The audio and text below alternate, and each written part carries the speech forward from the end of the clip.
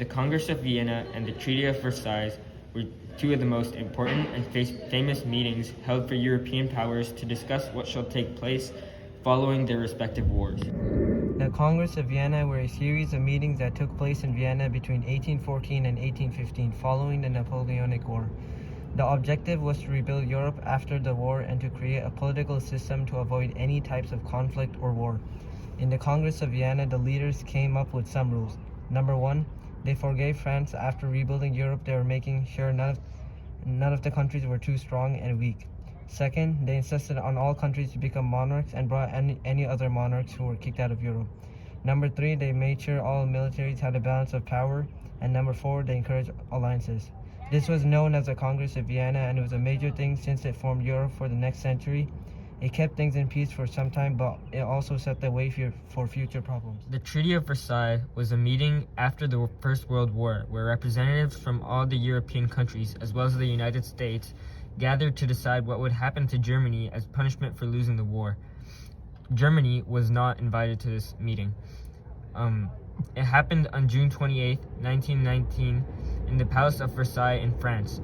Although many countries and their leaders were present, the big three whose opinions dominated the discussion were the leaders from France, Britain, and the United States of America. And their names were George Clemenceau from France, Woodrow Wilson from the United States, and David Lloyd George from Great Britain. Together, these four decided how to punish Germany for their actions. First of all, they decided that Germany was fully responsible for starting the war. Georges Clemenceau from France wanted to punish Germany very harshly. This is because most of the war was fought on French grounds, where they share a border with Germany. However, the other two did not agree with Georges Clemenceau. David Lloyd George of Britain wanted to punish Germany as well, but not that hard. He wanted to punish them enough that they would learn their lesson, but not start another war. At the same time, he wanted to keep trade with them and not weaken their army so much, as he saw them as a buffer between them and the rising Soviet Union.